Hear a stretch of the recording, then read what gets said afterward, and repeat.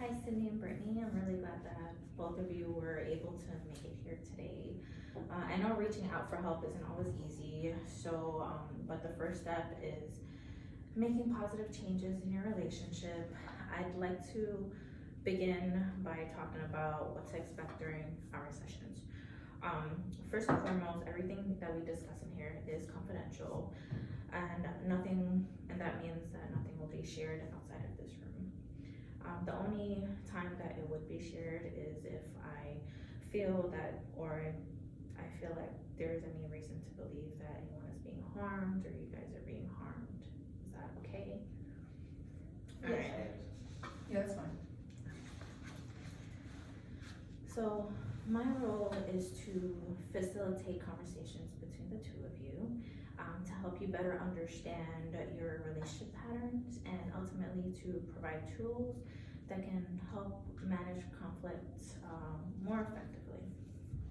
I do want to make sure that this is a space where you both feel comfortable and respected. If at any point you feel uncomfortable or if you need a break, please don't hesitate to let me know. Does that sound okay? Yeah, that sounds good. Yeah, that's helpful. Okay, perfect. So today we'll start by discussing why you're here and we'll explore what's been happening in your relationship. And I'll introduce you to some concepts from family systems theory that might help make sense of things. After that, we'll begin to talk about strategies and techniques to help you manage conflict more effectively. Does that sound like a good plan? Yes. Okay. All right, Brittany, so I understand you scheduled this session following an argument between you and Sydney. Can you walk me through what happened from your perspective? Yes, so we've been fighting about money a lot recently. Sydney and I have different views on how we should be handling our finances, and things just really escalated that night. I wanted to talk it through, but Sydney wanted to leave, like she always does when things get tough.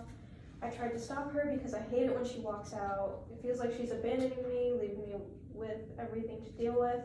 She grabbed my arm and pushed me out of the way, and that's when she left. I was really upset and the kids were crying. It was awful. Okay, so it does sound like that was really intense and painful to experience. Sydney, can you share what happened from your perspective? Yeah, it was a rough night. I just felt overwhelmed. I've been drinking a bit that night. And when we started arguing, it just felt like the conversation wasn't going anywhere. We've had that same argument about money so many times, and I was just so frustrated. I didn't want things to escalate, so I decided to leave. But when Brittany blocked the door, I just snapped. I didn't mean to hurt her. I felt trapped and just reacted. I regret how it all happened, but at the same time, I felt like leaving was the only option. So Sydney, it does sound like you felt overwhelmed by the argument and thought leaving would de-escalate the situation for you. But for you, Brittany, Sydney felt like she was walking out on the problem from you. Would you say that's accurate? Yes, absolutely. I feel like every time we fight, she just shuts down. She just shuts down and leaves. I'm trying to fix everything on my own. And I feel like staying in the argument just makes things worse. I leave because I think it'll help us cool down. Okay. It's clear that both of you are coming from different emotional places in these moments. Brittany, it seems like you're seeking resolution and connection during conflict, while Sydney, you feel the need for space to calm down. This difference in how both of you approach conflict may be contributing to a pattern where neither of you feel heard or understood. I'd also like to ask, how do you think this conflict and the way it unfolded affected your children, Michael and Shawnee, right? So Michael was really scared.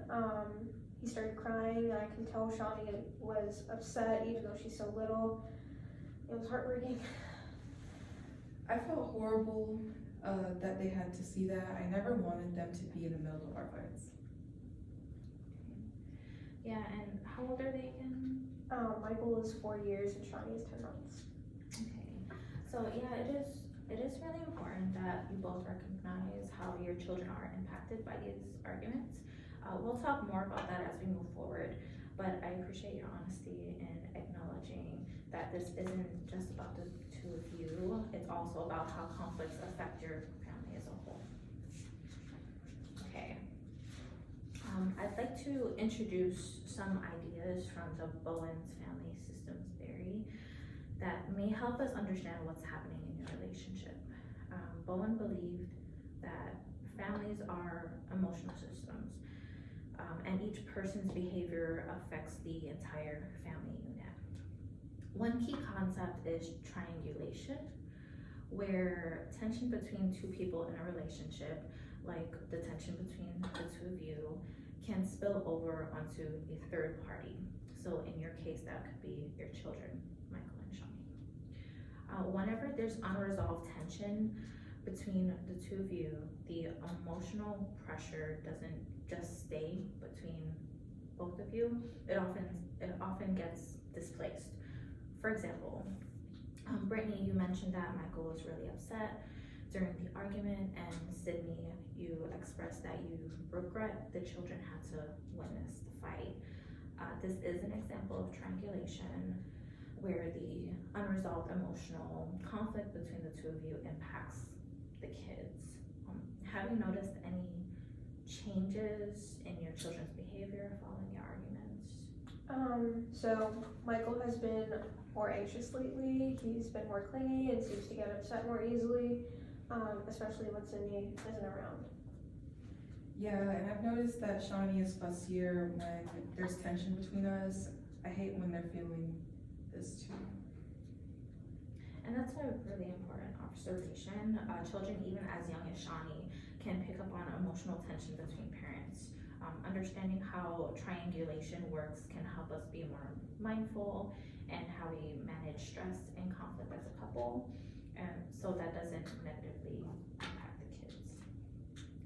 Another key concept from the Bowenian theory is differentiation of self. This refers to an individual's ability to separate their own emotions from the emotions of others. Which allows for more thoughtful, less reactive responses to conflict.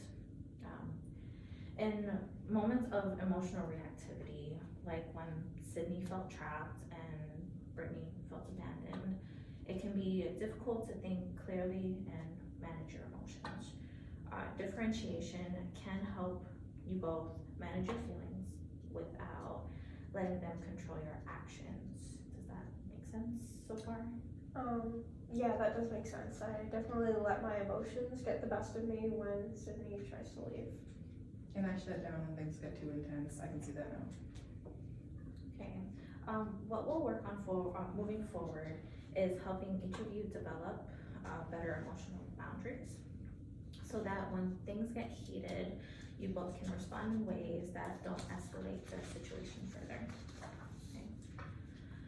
So we have identified some of the patterns that are contributing to the tension between the two of you. We can start working on strategies to change those patterns. One technique we can use is learning how to self-differentiate, and this means becoming aware of your own emotional responses and managing them in a way that allows you to stay connected to your partner without becoming overwhelmed or reactive. Sydney, when you feel the urge to leave during an argument, what you might be experiencing is emotional flooding, where your feelings of anger or frustration become so intense that you feel the need to escape. So instead of leaving abruptly, which can escalate the situation, we can work on helping you recognize that feeling early on and communicate it to Brittany before it reaches that point. For example, you could say, I'm feeling overwhelmed and I need to take a break, but I will come back to this conversation. That way, you're not abandoning the issue, but rather giving yourself time to cool down and return to it later. How does that sound? I think that would really help. I do tend to leave without explaining myself, and I see how that makes things worse. Yeah, exactly. And Brittany, on your side, when Sydney says she needs a break, it is important to recognize that this isn't exactly her abandoning you or the conversation. It's just her way of managing her emotions so that the two of you can have a more productive conversation later.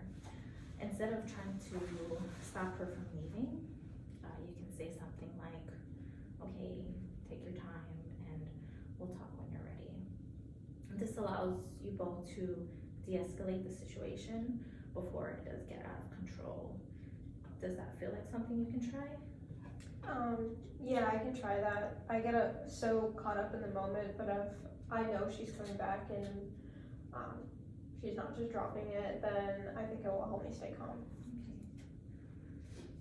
Great. Okay, so this will be a process, and but with practice, these small changes can make a big difference in how you both handle conflict. Another thing we can work on is how you co-parent during times of stress. Even when there's tension between you, it's crucial to maintain, I guess, a united front with Michael and Shawnee. You can support each other as parents by keeping the focus on the kids and try not to let your personal conflicts affect your interactions with them. How do you think that you can start implementing this at home? I think we can make a point to talk about our parenting separately from our arguments. We tend to mix up everything together, and that's when things get messy. Yeah, and maybe we can agree not to argue in front of the kids at all. I don't want them to feel scared. Okay, those are both excellent steps. By creating a boundary around your parenting, you're protecting your children from being drawn into your conflicts, which can reduce the emotional stress that they're feeling. So as you continue in future sessions, we'll focus more on these tools and strategies to help you both manage your emotions, communicate more effectively, and create a healthier dynamic in your relationship and family. To go over what we discussed today, we have covered some important concepts like triangulation, emotional reactivity, and differentiation of self. We've also discussed specific strategies for managing conflict in a healthier way, both in your relationship and as parents. How are you both feeling after today's session? I feel like we have better understanding of what's going on between us, and I'm hopeful that we can start changing how we deal with things. Yeah, I feel the same. I already feel a bit more in control just talking about these patterns. Okay, that's great to hear, and I am confident with practice you'll both be able to create a more positive dynamic in your relationship. Would both of you be okay with having weekly sessions? Yes. Okay, great. So for next time, I'd like you to focus on noticing your emotional reactions during disagreements and practicing the techniques that we discussed, like taking breaks and communicating your needs before things escalate. And I'll see you both next week. Thank you.